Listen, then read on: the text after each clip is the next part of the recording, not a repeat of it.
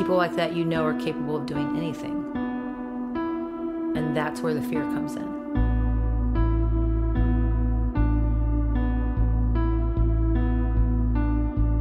Anybody put a screwdriver through the skull of an old lady would kill anybody. So I think everybody was scared to death. A small little town.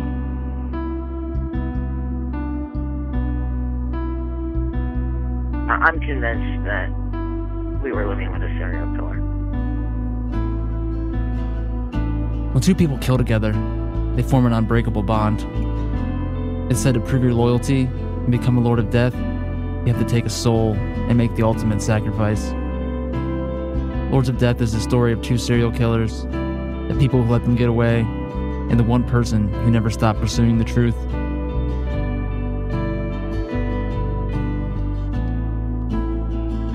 From Dayton, Ohio, I'm Thrasher Banks. Lords of Death is available now on Apple Podcasts.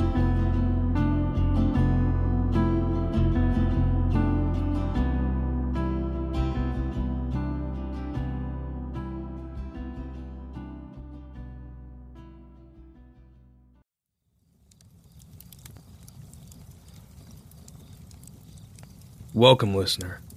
I'm glad you're here. The word incel has quickly become a popular true crime buzzword, a quick way of explaining the almost unexplainable. So the plan here is to summarize it adequately and move on. Incel is short for involuntary celibate.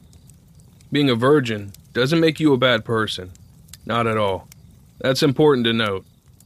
However, a self-identified incel is a person who typically exhibits exaggerated forms of self-loathing, misogyny, sexism, and racism.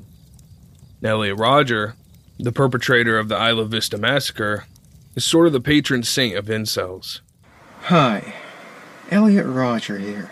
Well, this is my last video. It all has to come to this. Tomorrow is the day of retribution.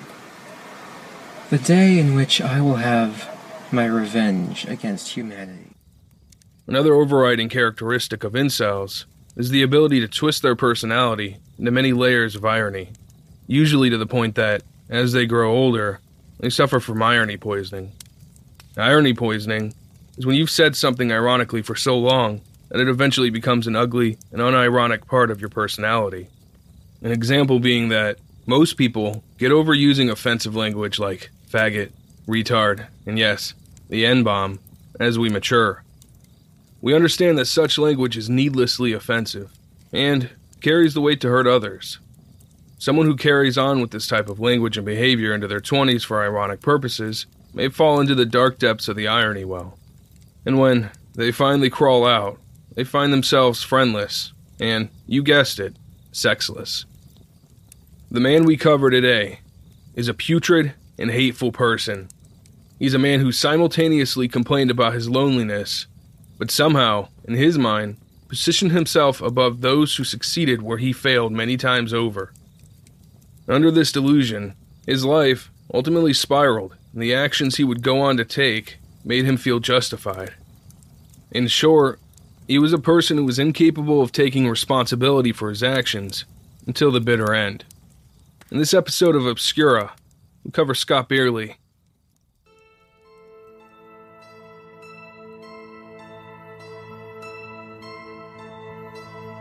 Welcome to Obscura, where we shine a light on the dark.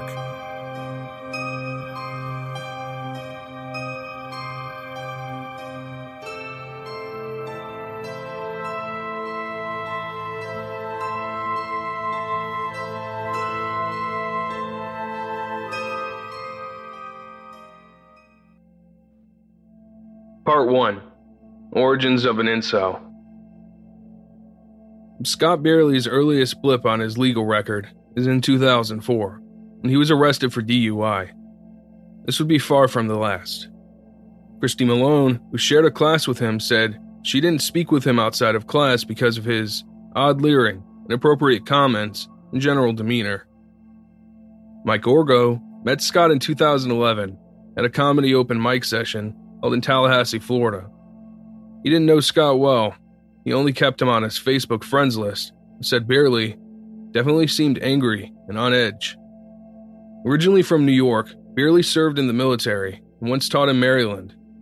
He taught English and social studies at Meade High School at Fort Meade during 2005 through 2006 and 2006 through 2007 school years. Shortly after the 06-07 school year, he resigned. He then served 2 years in the military before attending Florida State University. His stint at FSU lasted from 2011 to 2013. On December 7, 2012, Scott is reported to campus police for an incident in the FSU dining hall. A woman accused him of grabbing her while she was filling her cup at a soda fountain. Scott claimed he may have accidentally bumped into the girl, but the girl doubles down. She's sure that Scott intentionally grabbed her buttocks. Another girl who witnessed the assault told campus police that Scott had grabbed her the same way at least 3 times in the past. Scott was arrested and charged with 2 counts of battery. The charges are later dropped. 2 years later, in 2014, Scott is seen by campus police employees in the school gym acting strangely. He's pacing and talking to himself. Soon after, Scott is seen trailing a volleyball coach as he goes down some stairs.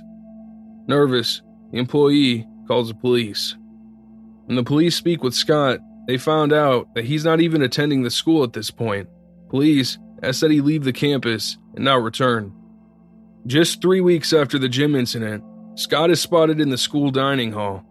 The campus officer asks Scott why he's not in the hall when he's been issued a trespass warning. Scott replies flatly that the campus officer should probably arrest him. Police arrives, Scott's arrested, but again, the charges are dropped. In 2016, Scott notices a bikini-clad sunbather alone by the community pool at his apartment complex. He sits next to the teen and tells her, "Nice butt." The teen responds, "Thank you," before ignoring him. Scott then asks the 19-year-old if he can apply suntan lotion to the girl's butt. She of course responds, "No." Scott asks for her name. The girl gives it.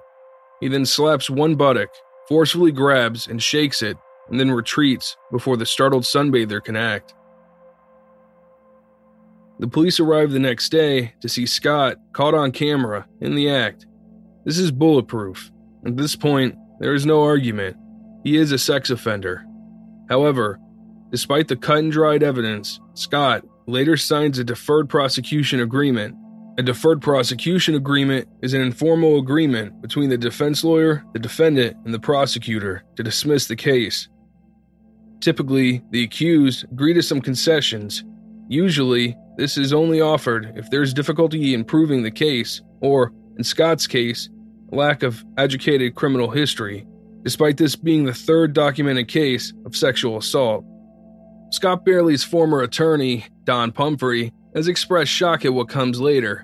I personally find this hard to believe. Scott sent as many warning signals possible to those around him, but he continued to slip through the cracks. I'm completely baffled as to how this man continued to walk free over and over again.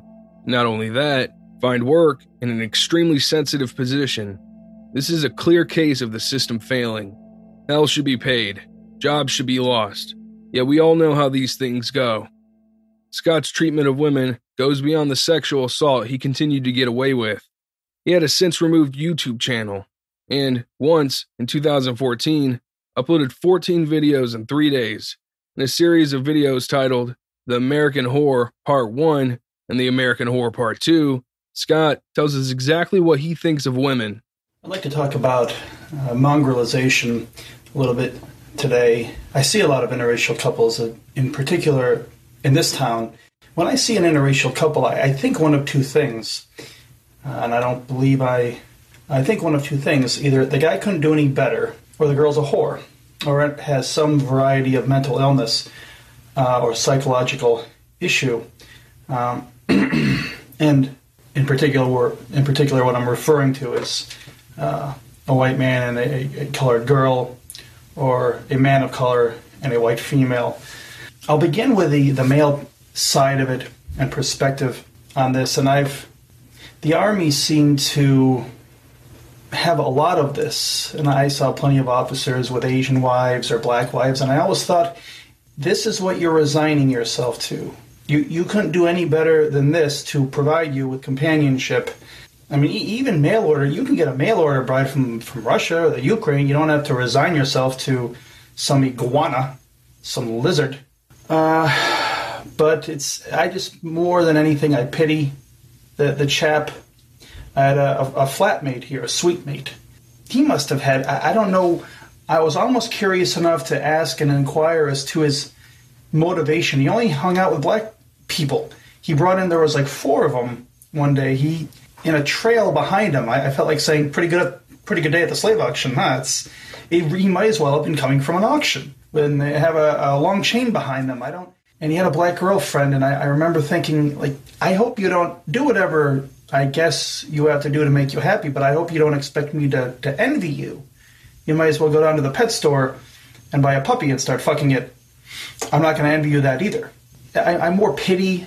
It's more pity than anything else. But from the female perspective, if it's, and I see a lot more of this, first and foremost, you're not unique. You're not on the cutting edge. There are whores and to me the definition of a whore is the greatest crime man can commit, any individual, is betrayal. And the greatest betrayal, I think I talked about this before, I may have. There's no greater betrayal, though, than blood. What motivates you? First of all, you're not unique. There are whores in not only every city, not only every town, but every village. Find a little settlement of 500 people. You'll find one deranged female that'll find a black dick and suck it. You're not unique. Maybe 30 years ago, you were shocking. Nobody's raising an eyebrow. You're a degenerate, but you're not chic. Sometimes it's a psychological issue. There was a girl on Howard Stern once I saw who had been raped by 3 white men. So she had the psychological block. Okay, that's a mental issue. That's a psychological dilemma. I was talking with a girl online who said she likes getting the dirty looks. She's like a psychological masochist. I think it's usually some sort of psychological issue, because what sense does it make? I mean, to look at another configuration of this, if I was a black dude, I can't really condemn them, because I was talking with this one dude once, and he said, well, if you were me, what would you take if you had a choice? I mean, you got a good point. I mean, if a third to a half of all your females are disgustingly obese and have bad skin, and if these girls are going to be whores, in part, I can't blame you. I mean, you are dating up, but you're still ultimately thinking, there's a couple of issues with it. One, I think I can make the point you're still thinking like a second-class citizen. What is it? It seems the first thing that a black man does when he does become successful, and not just in sports, although that's a big part of it, gets himself a white woman. She could be 400 pounds. She's still white. It's a trophy, and it's like a status symbol. What does that mean? It means your women have no status. Or it means you're still thinking like a second-class citizen.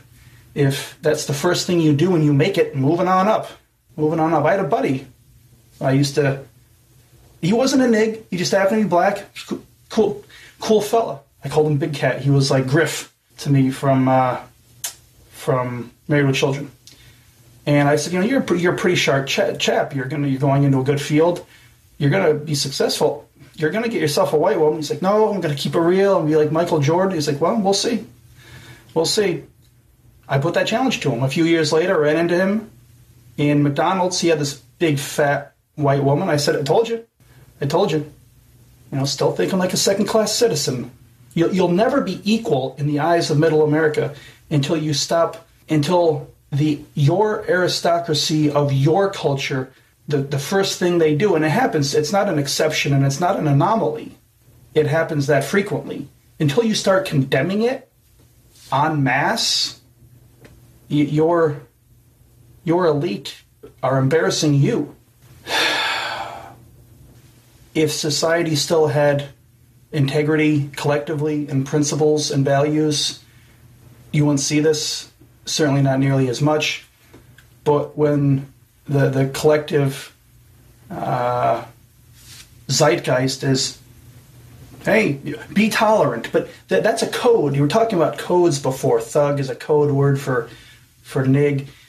Tolerance is a code word too. It's really an attack mechanism of the left. What it means is lower your guard, stop caring, lower your values, lower your principles, and just have a porous defense, as it's called in boxing. Just let anything goes and just watch society disintegrate, which is what we want to have happen. And if this really is the greatest crime within the scope of mankind, within betrayal of blood, what is the appropriate punishment for this particular crime? I would vote for crucifixion myself. And why I settle on that is because I draw inspiration from ancient Rome, and the greatest threat in ancient Rome to the state was runaway slaves. Not that it's a crime, obviously, to ones who escape bondage, but from the state's perspective, when you have a third of your populace as slave, the greatest fear on behalf of a citizen is that your slave would kill you and then run away. And so the state and the populace had to conceive of the most heinous, horrible deterrent to eradicate from a slave's mind even the notion of killing their master and running away, and then actually follow through and say these are examples. So, a horrible crime. Obviously, it would violate a particular amendment of the Bill of Rights, but the most heinous crime, I think, warrants the most heinous punishment. But that's the point I wanted to make there.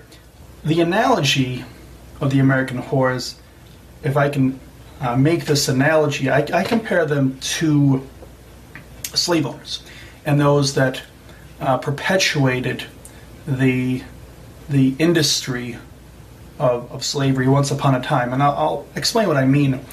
Why we have the race problem we have today is because once upon a time there were these greedy, short-sighted individuals, not a ton of them, but enough of them, landowners, merchants, individuals, to conceive of and then create and then perpetuate this industry that displaced forcibly an entire population overseas, and without even the notion of what would happen one day if they were freed, or could they make trouble one day, whether these individuals were impervious or merely oblivious, whether they could conceive of it and just didn't care, or whether they didn't even conceive of it. The point was, either way, they didn't care, as long as they could get theirs.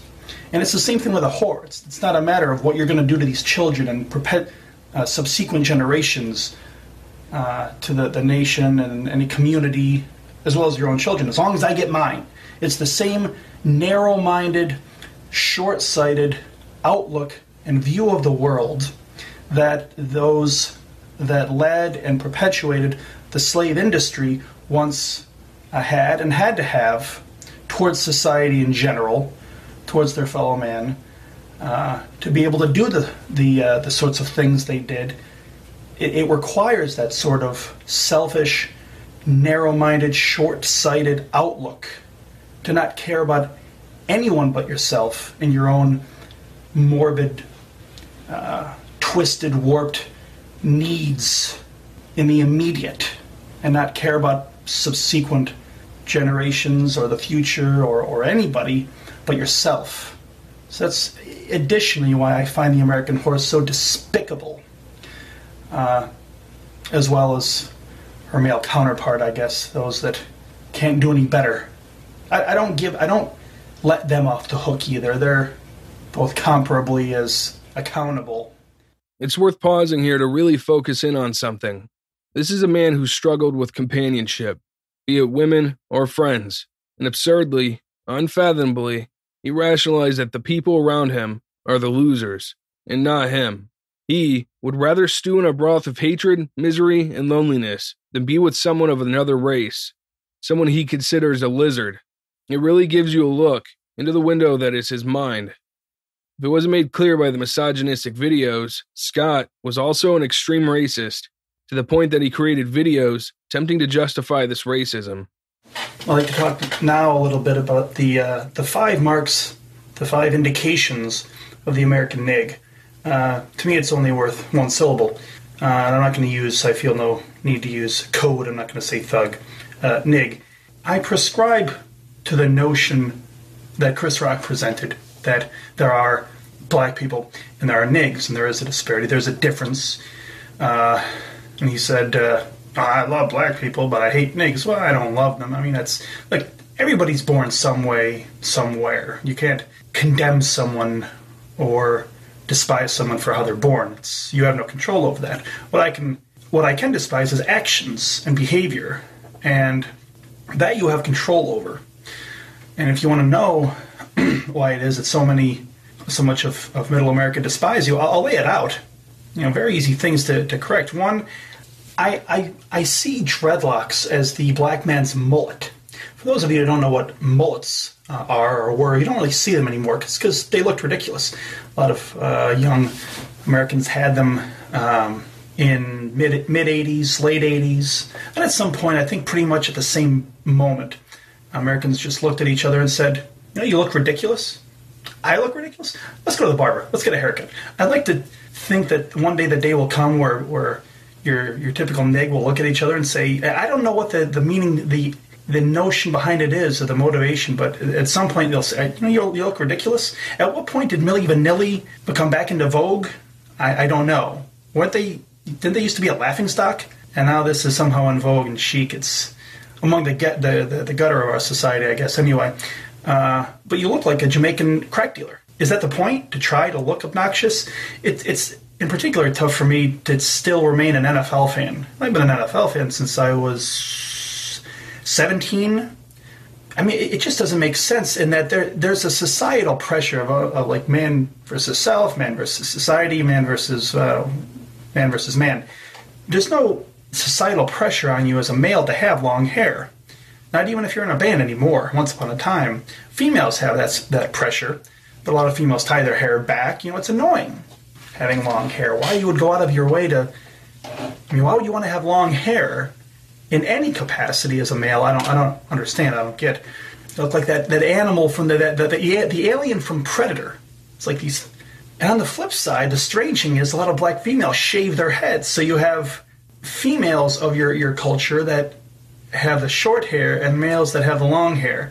It's peculiar, but it's also revolting. But I guess from the female perspective, I guess I can understand it if it's form follows function, and that's the architectural outlook from certain colleges. We don't care how our college looks, how our campus looks, as long as it functions and classrooms work and so on. It's kind of like, I guess, George Costanza, that one episode of Seinfeld where he came in sweatpants and Jerry said, do you realize the presentation that you're giving to the rest of the world is, I'm not even going to try to look presentable.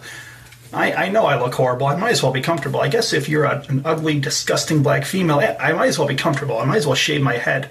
I guess I get that. It kind of makes sense, but is it any wonder then why you see so much mongrelization? And I see plenty of black dudes with white females. I don't see too many white dudes with black females, but lose some weight. It's another thing that I don't understand. And this isn't under the same category of nig. It's just why it is that I'm going to say 1/3 to 1/5 of black females are disgustingly obese.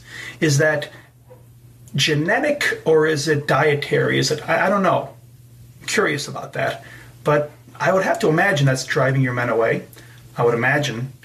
But I'll get to mongrelization at another time. Number 2, the pants below the butt. Do you realize that's a gay thing that originated? I know you think it's like a prison thing, and it did originate in prison. But what you're saying to the world is, this is open for business. I'm open for sodomy. So when I see pants below the butt, I think fag. I think that's he's out for some sodomy. Just realize you're giving off that, and you're part of the dregs of society as well. Three wife beaters out in public. That's underwear out in public. And I realize there's trailer. Look, every race has their gutter. Vietnam is the gutter of the Orient. Trailer trash, I guess, is the gutter of white people, and nigs are the gutter of black culture. I would imagine if I was like a 40, 50-year-old black man going to work, working hard, I'd be embarrassed by the thuggery of your culture. I know I'm embarrassed by, the cable guy, Larry the Cable Guy. I mean, he embarrasses me. Anyone who wears wife beaters out in public.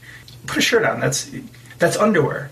But if you're used to showing your underwear and wearing your pants below your butt anyway, why not? But you look ridiculous. About 4, I guess 5 would be rims. I never saw rims until I came to. That's just sort of bizarre and ostentatious. But I know as soon as I see rims, that's got to be a nig. That's no Asian or white man or even like a respectable 50-year-old black. That's a nig. So if you're curious why you're getting like strange looks or dirty looks, if it's not deliberate and you're not aware, be aware now. You don't have to be a degenerate. You don't have to be disgusting. It doesn't take that much effort or energy or money to look presentable. And as far as speaking, maybe that's number 6. It just takes a little bit of energy to sound like you care. Have some sense of, I care how I sound. Some sense of urgency, maybe one way of putting it. But when you just sort of like leave off every syllable of every word and sound like you don't care, yeah, that's linguistically, I guess, the mark of a nig as well. But that goes to the root of the nig of being lazy. It's if you actually have energy and you care, it'll come out in how you sound as well. And that's the first thing people notice about you, is how you put your words together. You don't have to be an expert, though. You just have to put some energy into it. At age 40, after receiving a graduate degree from FSU, he moved to Deltona, Florida, the town I spent my teenage years in. In April 2017, Scott begins work as a substitute teacher for the Volusia County School District. By August 2017, he receives work as a full-time teacher at Hinson Middle School in Daytona Beach, Florida. The school district soon receives unsettling handwritten notes from the parents about Scott. Their children have begun to complain that he's weird, makes them uncomfortable. Other parents have Googled his name and found images of Scott's mugshot, as well as a Facebook page that reinforced his odd behavior. He's fired after only a couple weeks. Scott is then hired at Galaxy Middle School in Deltona, resuming work as a substitute teacher. This is actually the middle school I went to from 6th through 8th grade. Considering some of my less than positive experiences with Galaxy Middle staff, I'm unsurprised that Scott was able to find work there. I once had a Galaxy Middle teacher teach me how to make explosives from a Folgers coffee can, so yeah, not exactly examples of responsible teachers at Galaxy Middle. On May 25th, 2018, Scott touched one of his students in the classroom.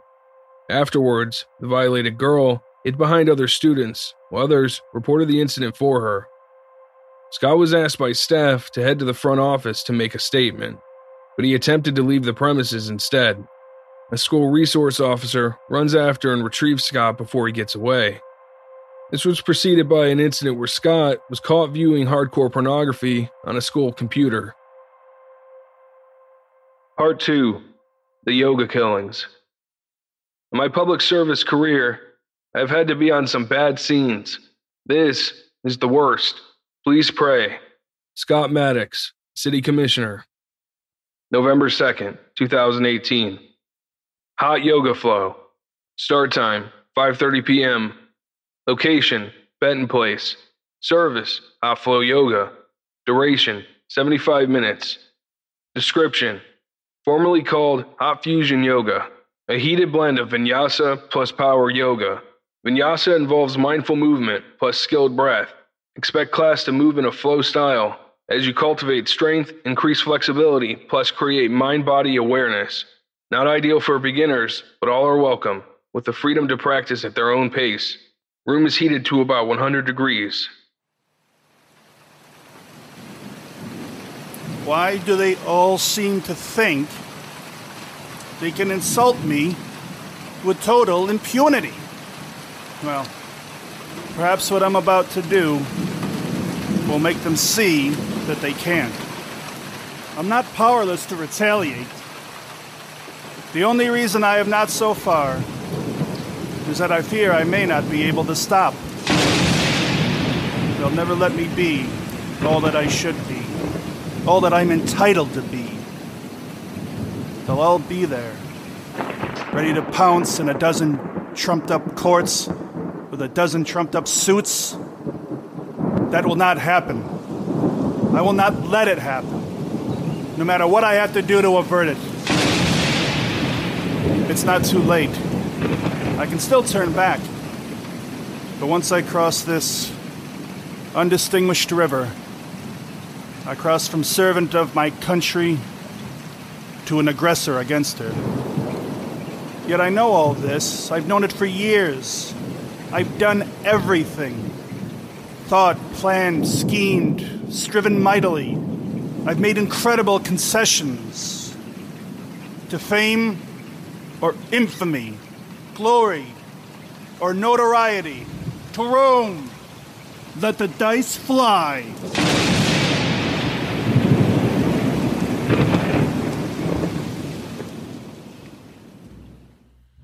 Scott's been staying at a Tallahassee hotel despite living in Deltona. At 5:30 p.m., posing as a customer, Scott Beierle arrived at the yoga studio in a red Chevrolet Sonic. It was the perfect location for his goals. Second floor corner location in a plaza with other businesses. Scott entered and without warning begins firing. He shoots 8 people, killing 2 before his gun jams. Joshua Quick takes advantage of this short reprieve. Joshua picks a vacuum cleaner up by the heavy end and strikes Scott. It's not enough. Scott pistol whips Joshua and Joshua goes down, bleeding. His face ripped open from the gun strike. Scott starts working on the gun again. Joshua knows he doesn't have a lot of time. He looks for something, anything, to fight off the much larger 6'2" Scott Beierle. He grabs a nearby mop and begins attacking Scott with the handle, hitting him in the head. With Scott distracted, people around them rush for the door, making their narrow escape. Having lost the battle to Joshua's quick thinking, Scott turns the gun on himself, shooting himself in the head. And with that, ended the downward spiral of an involuntarily celibate, an incel, massive hate. I like to imagine the universe gave a sigh of relief.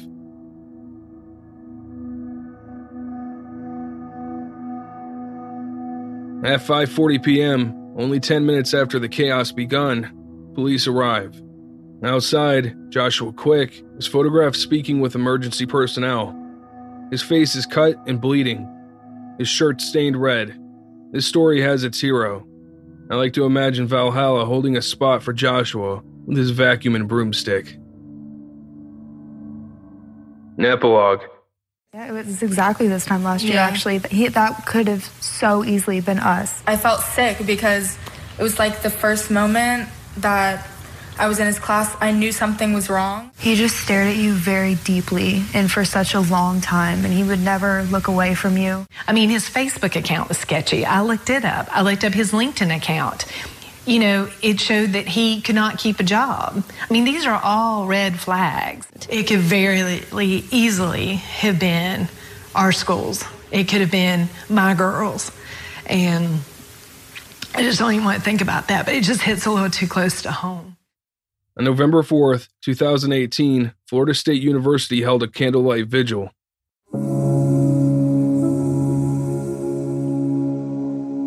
How do you begin? You don't say good evening. It is not good. You don't say welcome. There are so many other places we would rather be. I believe we begin and end with love. I offer that only together and only through love, both its suffering and its hope, we will rediscover and recreate how to be. Our hearts are broken as we gather to mourn the loss of 2 members of our Florida State University family and offer prayers for those who were injured and affected by this horrific attack. This hateful and despicable act has affected our community profoundly, especially the families of Maura and Dr. Nancy Van Vessem. I know together this FSU family that's grieving so deeply will find peace in each other and love for each other. And on behalf of the Board of Trustees and the administration, I pledge that Florida State University will do everything we can in our power to help each of you find that path to peace. We are gathered here today to not only remember the fallen members of our FSU family, but to also honor their legacies. Each individual who has passed away was unique in the sense that they contributed their personal gifts and talents to help better Florida State University. I invite you to light your candles, and as we witness our own and each other's sorrow and hope, I ask you to raise your candle. Raise it in honor of those we have lost. Raise it to fill the night with our love, love that will guide us through our sorrow and into hope. Maura and Nancy were shining lights to all who knew them. They will always shine bright in our hearts and forever be a part of the Florida State University family. May God bless you and all of you who are here, and particularly the family members who I know are grieving so much.